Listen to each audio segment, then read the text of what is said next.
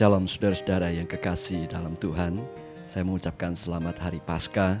Tentu saja bagi kita Paskah kali ini adalah Paskah yang lain dari yang lain. Paskah yang tidak pernah terlupakan. Paskah di mana kita mengingat penyaliban Tuhan Yesus Kristus yang menderita dan mati untuk dosa-dosa kita.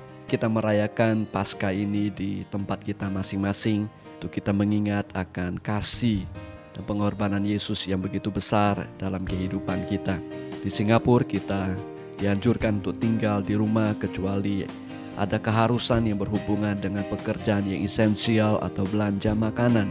Nah, bagi sebagian orang ini adalah kesempatan emas.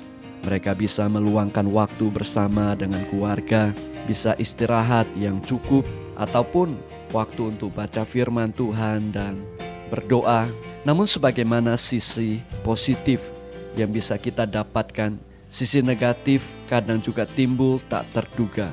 Misalnya untuk mencegah penularan yang lebih besar lagi, pemerintah memerintahkan untuk menutup kantor-kantor dan toko-toko, dan akibatnya banyak kerugian, orang kehilangan pendapatan, orang kehilangan pekerjaan. Demikian juga dengan mengurung diri di rumah bisa menimbulkan efek sampingan yang negatif.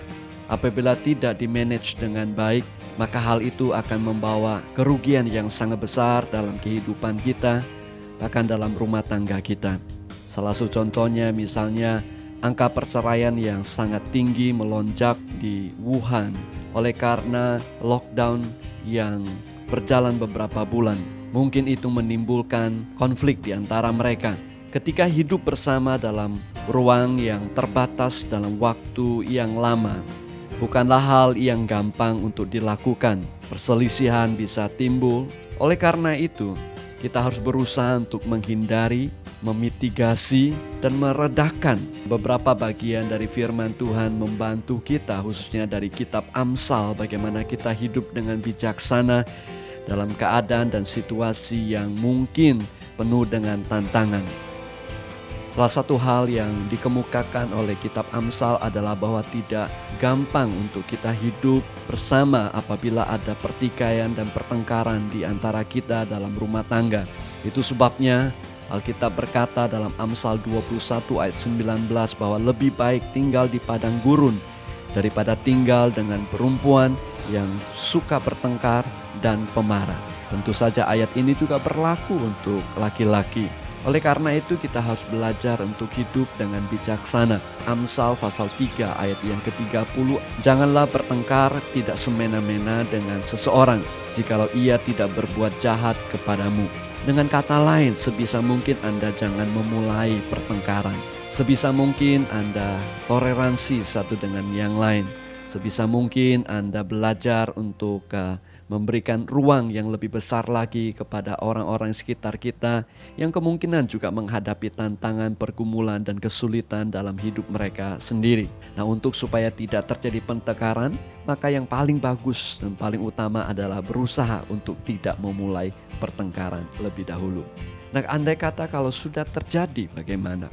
Amsal 17 ayat 14 berkata, memulai pertengkaran adalah seperti membuka jalan air.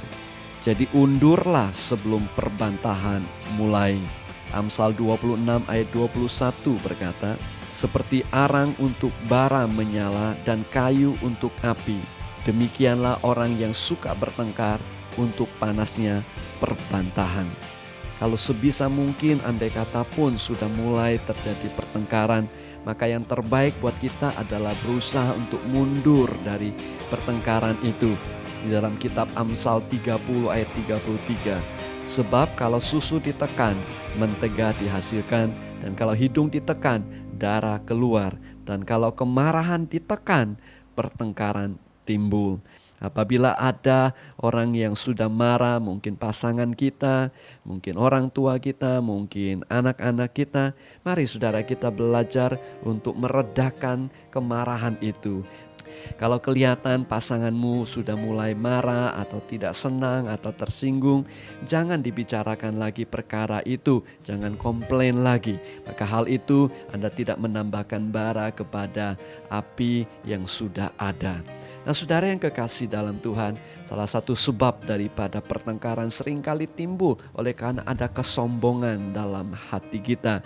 Kita tidak mau mengalah, kita merasa tersinggung, kita merasa harga diri kita diinjak-injak, kita merasa pendapat kita tidak didengar, dan kita merasa lebih layak. Sesungguhnya saudara, itu merupakan bagian dari kesombongan yang ada dalam hati kita. Amsal 13 ayat 10, keangkuhan hanya menimbulkan pertengkaran, tetapi mereka yang mendengarkan nasihat mempunyai hikmat.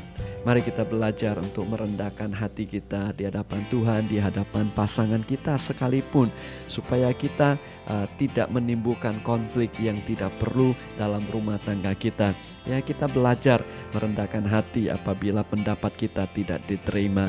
Kita belajar merendahkan hati apabila usulan kita tidak diterima. Kita belajar merendahkan hati, dan orang yang rendah hati pasti akan ditinggikan oleh Allah kita. Amin, saudara. Dan mungkin kalau waktu saudara merendahkan hati Anda merasa diperlakukan dengan tidak baik, saudara merasa diperlakukan dengan tidak adil, tidak apa-apa saudara. Amsal berkata demikian 10 ayat yang ke-12, kebencian menimbulkan pertengkaran, tetapi kasih menutupi segala pelanggaran. Betul, mungkin pasanganmu sudah melakukan pelanggaran terhadapmu. Mungkin dia melanggar hakmu, mungkin dia melanggar perasaanmu.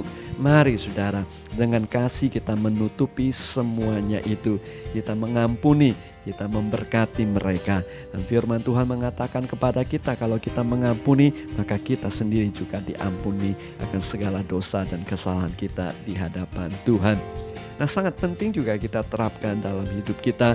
Amsal 15 ayat yang ke-18 berkata, si pemarah membangkitkan pertengkaran, tetapi orang yang sabar memadamkan perbantahan. Nah, saudara, belajar untuk sabar, belajar untuk tidak membantah, belajar untuk memberikan kesempatan bagi orang untuk berbicara lebih dahulu dan menyelesaikan pembicaraan mereka sebelum kita menjawab atau memberikan perbantahan. Itu sebabnya sangat penting kita belajar untuk bersabar. Nah, memang saudara, mungkin Anda merasa adanya ketidakadilan, saudara mungkin merasa dipermalukan dan lain sebagainya. Tetapi ingatlah firman Tuhan yang mengatakan demikian. Karena kita mempunyai banyak saksi bagaikan awan yang mengelilingi kita, marilah kita menanggalkan semua beban dan dosa yang begitu merintangi kita, dan berlomba dengan tekun dalam perlombaan yang diwajibkan bagi kita. Marilah kita melakukannya dengan mata yang tertuju kepada Yesus yang memimpin kita dalam iman dan yang membawa iman kita kepada kesempurnaan, yang dengan mengabaikan kehinaan tekun memikul salib ganti sukacita yang disediakan bagi Dia yang sekarang duduk di sebelah kanan tahta Allah. Ingatlah selalu akan Dia yang tekun menanggung bantahan yang sehebat itu terhadap dirinya dari pihak orang-orang berdosa, supaya jangan kamu menjadi lemah dan putus asa. Dalam pergumulan kamu melawan dosa, kamu belum sampai mencucurkan darah. Memang tidaklah mudah saudara, tetapi Kristus telah memberikan contoh dan teladan bagi kita. Dia bisa, Anda juga bisa, karena kita juga adalah anak-anak Allah. Dan di hari Paskah ini kita diingatkan kembali akan mengucap syukur akan kasih dan kebaikan Tuhan dan pengampunan Tuhan dalam hidup kita. Yesus yang rela datang menderita dan mati di atas kayu salib untuk menebus dosa-dosa kita. Dia menderita akan kehinaan, Dia menderita ketidakadilan, Dia menderita menanggung dosa umat manusia, dosa saudara dan saya. Di hari Paskah ini, mari kita ingat untuk meneladani akan teladan Tuhan kita Yesus Kristus yang rela menanggung segala kehinaan dan ketidakadilan. Dan Alkitab berkata bahwa Dia telah didudukkan di sebelah kanan tahta Allah. Dengan kata lain, Dia ditinggikan oleh Allah. Dia diberikan akan tempat di mana yang semestinya yang Allah sediakan bagi Dia. Saudara yang kekasih dalam Tuhan, saya percaya bahwa apabila saudara dan saya meneladani Tuhan kita Yesus Kristus, maka Tuhan akan akan meninggikan saudara dan saya pada waktunya. Mari kita tetap mengasihi, mari kita tetap berjuang dalam iman kita, dalam perlombaan yang Tuhan telah tetapkan bagi kita. Tuhan Yesus memberkati. Selamat Hari Paskah.